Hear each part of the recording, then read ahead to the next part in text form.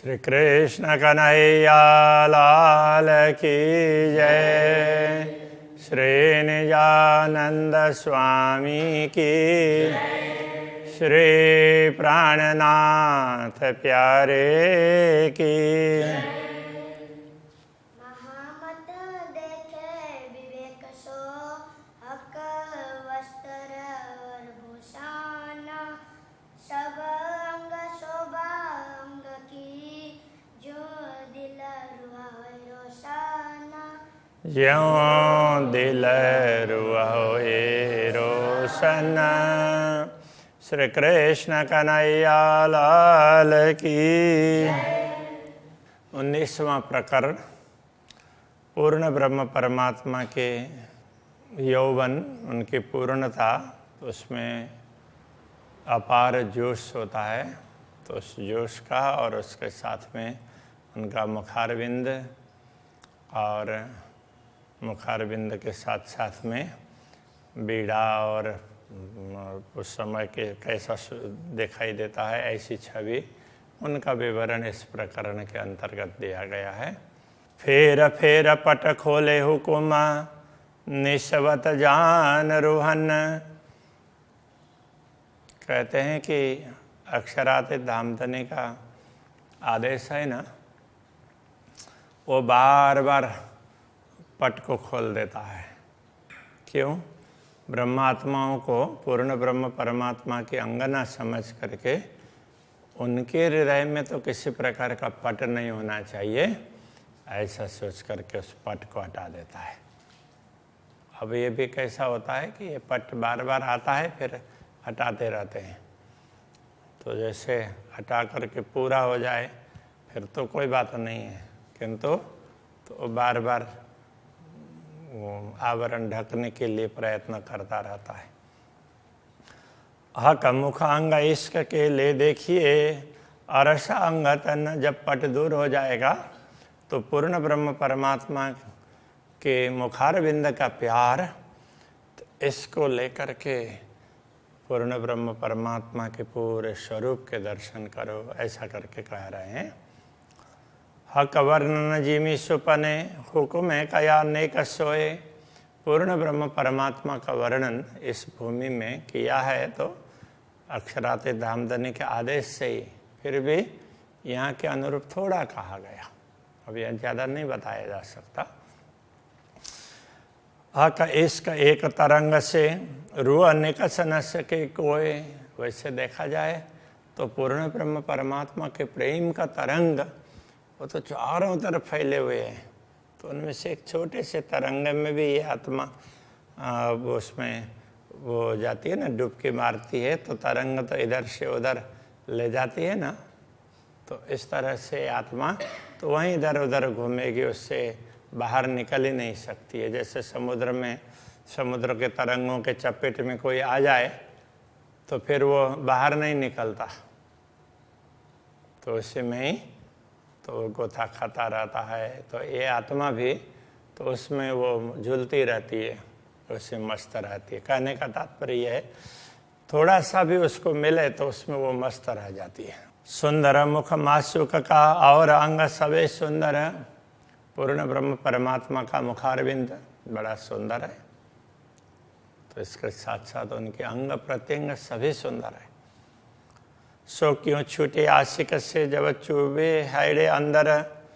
ऐसा स्वरूप पूरे अंग प्रत्यंग जब ब्रह्मात्माओं के हृदय में अंकित हो जाते हैं तो फिर वो उनसे छूटते नहीं हैं। क्यों कहूँ मुख की सलू की। पूर्ण ब्रह्म परमात्मा के मुखमंडल की सुंदरता का क्या वर्णन करें। और क्यों कहूँ सुंदरता, तो सलू की तो और सुंदरता तो ये एक जैसी बातें हैं बनावट के हिसाब से। तो उसमें वो ये सलू की ऐसा कहा, वो भी सुंदरता ही है। उसकी क्या बात बताएं। ए आशिक जाने माशुक की, जिन घट लगे ए घाय। अनुरागिणी आत्मा ही पूर्ण ब्रह्म परमात्मा के स्वरूप को समझ सकती है कि जिनके हृदय में उनके विरह की पीड़ा है, उस वो चोट पहुंची हुई है, वही इस बात को समझ सकती है और वही दर्शन के लिए लालायित होती है, बाकी हर कोई नहीं हो पाता है। मुख चौक सलू की क्यों कहूँ, कछु जाने रूह के नयन। पूर्ण ब्रह्म परमात्मा के मुखमंडल की सुंदरता को कैसे बताएं? तो ब्रह्मात्माएं थोड़ा बहुत जानती है, तो कभी उनके नयनों को जानती है, क्योंकि उनके नेत्रों से कभी कभी उनको इशारे का ख्याल होता है। ये सुख सोई जान ही जाको हक करे स्वामी सैन। तो ब्रह्मात्मा, वही ब्रह्मात्मा इस सुख को समझ सकती है जब पूर्ण ब्रह्म परमात्मा, तो ब्रह्मात्मा देख रही है तो वो देख करके उन आँखों से कुछ इशारे करते हैं,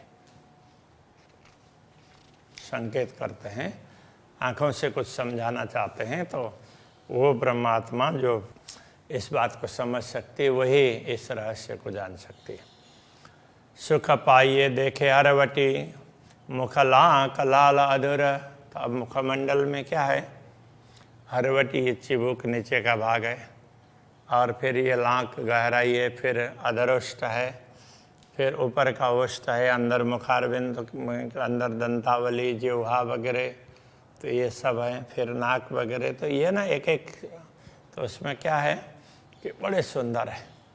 दंत जिह्वा बीच तंबोला, और दांतों के और जिह्वा के बीच में तंबोल, तो तांबुल का बीड़ा लिया हुआ है। मुख बोलत मीठी मधुरा।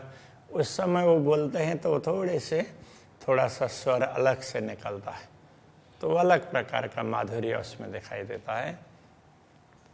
मुख मुदे अधूरा बोलता, तो मुख को, अब वो तांबुल को पकड़ने के लिए मुख को तो बंद करके फिर बोलते हैं, एक तरफ का ही वो ओठ चलता हो ऐसा लगता है। वाणी प्रेम रसाला, तो वाणी बड़ी प्रेम रस से परिपूर्ण होती है। आशिक को छवि चुभ रही, अनुरागिणी आत्मा के हृदय में तो ये छवि अंकित हो जाती है। जानो हायड़े निश दिन भाल, तो ये छवि अंकित हो जाएगी तो रात दिन उनको ये इसके दर्शन के लिए तो ये बात हृदय में चुभती रहती है। कब दर्शन होंगे दोबारा, कब दर्शन होंगे, वही चाहना बनी रहती है।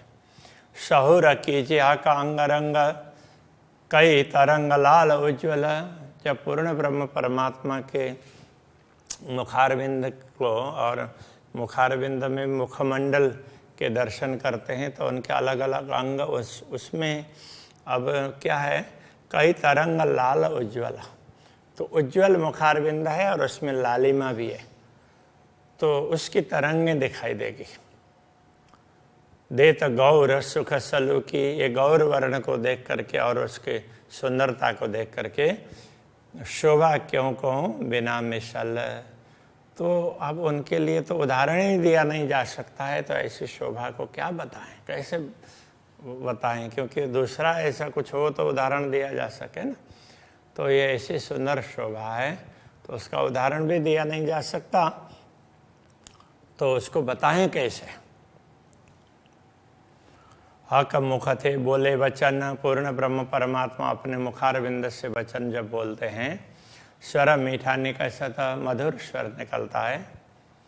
सो सुनता अरस रूहों को, दिल उपजता का लज्जता। वो बातों को सुन करके ब्रह्मात्माओं को परमधाम का स्वाद प्राप्त होता है। यदि नश्वर शरीर धारण करते हुए भी तो ब्रह्मात्मा इतनी तल्लीन हो सकती हो अक्षरातीत के प्रति और उनकी बातों को सुने तो उसको अपार सुख प्राप्त होगा। परमधाम का जैसा सुख होगा वो दुनिया में ऐसा सुख नहीं मिलेगा।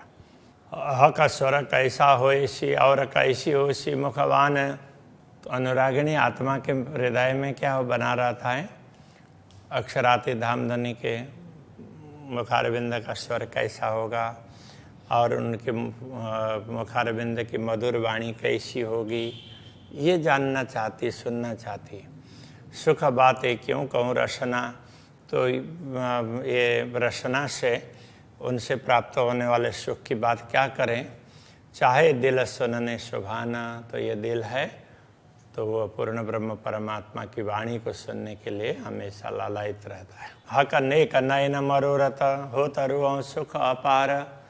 जब पूर्ण ब्रह्म परमात्मा अपने ब्रह्मात्माओं के प्रति दृष्टिपात करते हैं तो जरा सतिरछी दृष्टि करके दृष्टिपात करते हैं, हो तरु सुख अपार, तो उस समय ब्रह्मात्मा को अपार सुख प्राप्त होता है। तो बात कहे सुखा कके सो क्यों कहूँ सुख सुमारा। तो पूर्ण ब्रह्म परमात्मा से प्राप्त होने वाले सुखों की बात तभी कही जा सकती है, सो क्यों कहूँ सुख सुमारा। तो उनका कोई पारावार हो ना, सुमार हो तो ही, उसका कोई पारावार ही नहीं है, इसलिए उसको बताया भी नहीं जा सकता है, ऐसा कहना चाह रहा है। एक रोम रोम हक अंग के सब सुख के अम्बारा।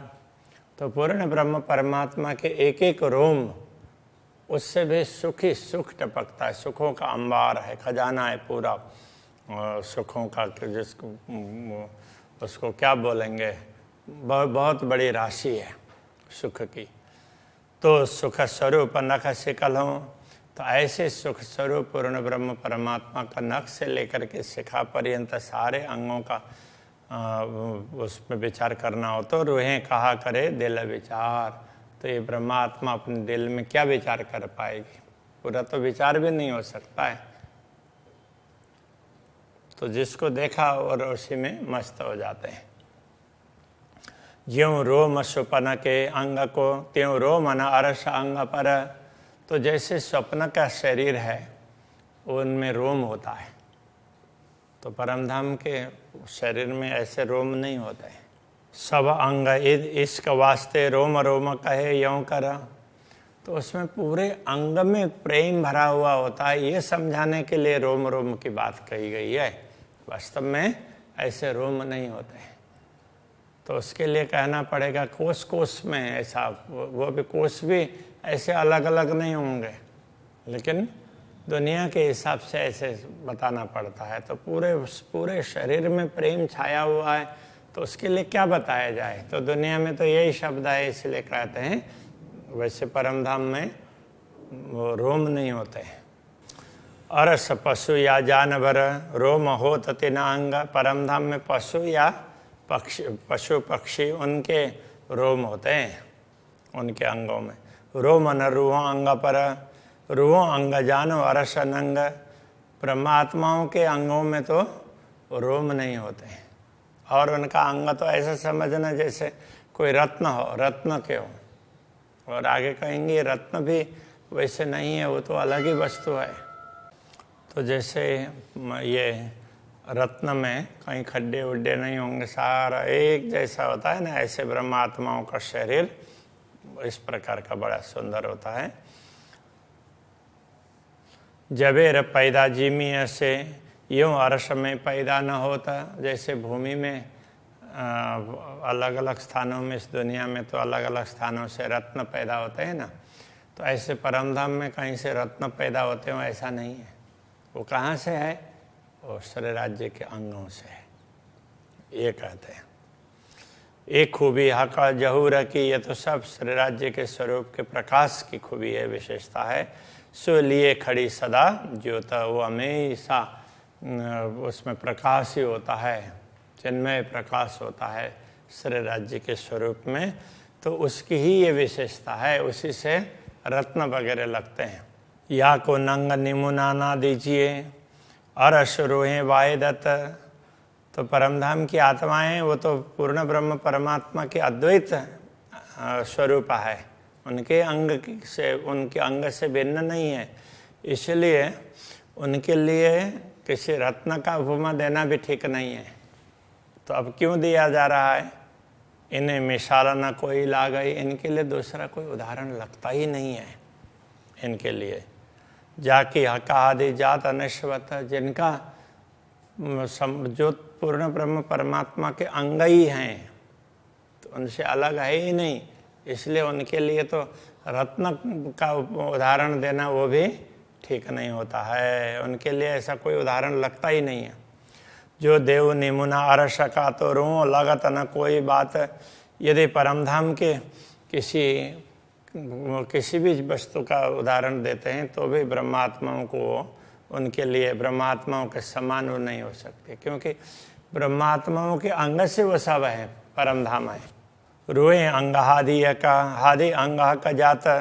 देखो ब्रह्मात्माएं तो श्री श्यामा जी के अंग स्वरूपा है और श्री श्यामा जी पूर्ण ब्रह्म परमात्मा की अंग स्वरूपा है, तो उनको परमधाम के दूसरे दृश्यों का उदाहरण नहीं दिया जा सकता, उनको तो श्यामा जी और राज्य का ही उदाहरण दिया जा सकता है, तो उधर से संबंधित है। तीर्थ छाड़ने का जो मुशक्कत, अब वो बता दिया कि कैसे समझना चाहिए, तो अब तो उनके स्वरूप की सुंदरता की बात कर रहे हैं।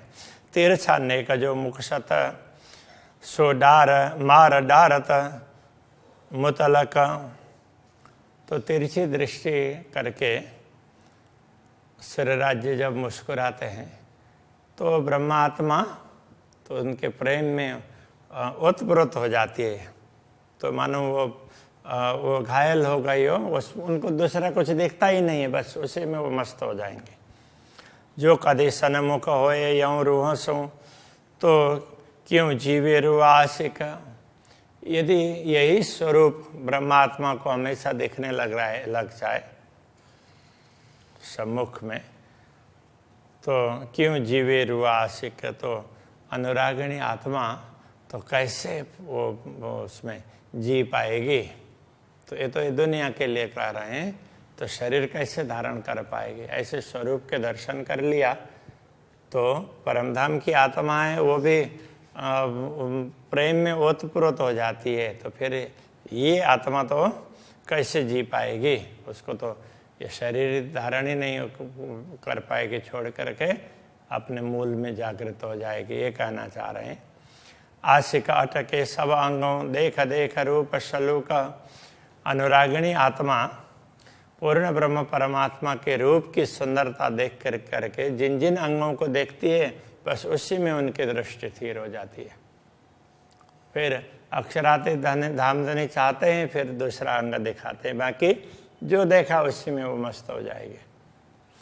ये नेक अंग के सुख में रुआ हो जाता टूका टूका, किसी एक अंग के छोटे से एक अंग के सुख में ही तो ब्रह्म आत्मा तो उसी में टूक टूक हो जाती है, तो उसी से ओतप्रोत हो जाती है, उसी प्रेम में मस्त हो जाती है।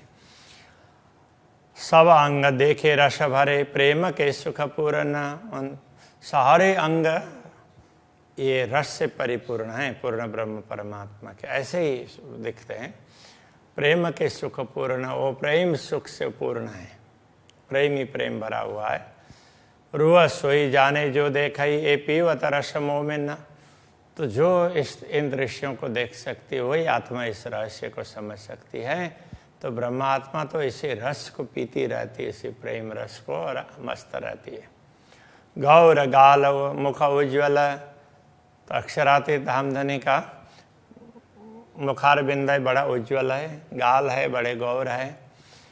माए गहरी लाल कले, और मुखार बिंद में भी अदरुष्ट और उसमें भी वो गहरी लालक, मतलब ये केवल उसमें नहीं पूरे मुखमंडल में लालिमा है, तो कहीं अब ओष्ठ में गहरी होगी, गाल में थोड़ी गहरी होगी, बाकी मूल में दूसरी जगह पर थोड़ा कम, इस तरह से नहीं बड़ी सुंदर होगी।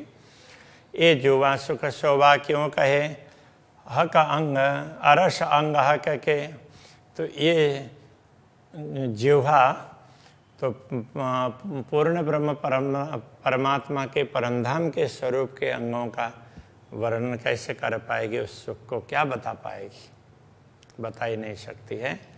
रूह आशिक जिना अंग अटकी, अनुरागिणी आत्मा अक्षरातीत धामधनी के स्वरूप को देखते हुए जिन अंगों में अटक जाती है, छूटा तनाई क्यों कर, उससे वो हट नहीं सकती, तो उसमें वो देखते देखते वो उसमें खो जाती है, ये कहने का तात्पर्य है।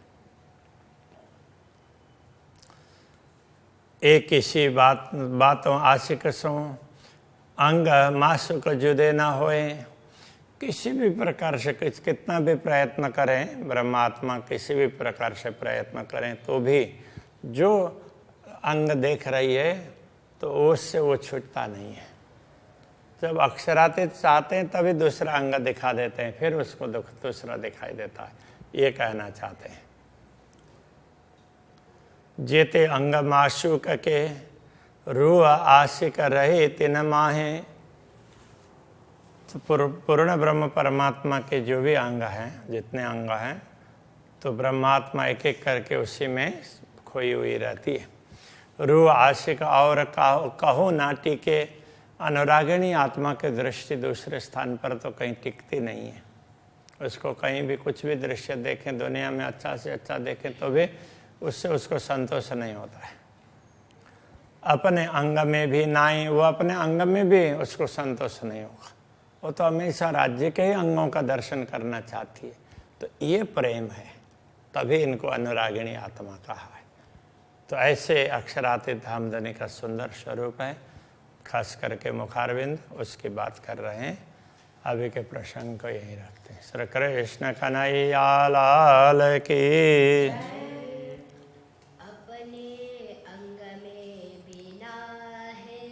अपने अंग में भी ना है, जीते अंग मासुक के।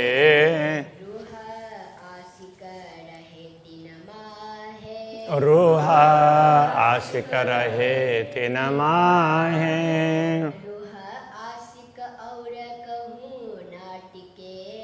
रूह आशिक और कहूँ ना टीके। अपने अंग में भी ना है, अपने अंग में भी ना है।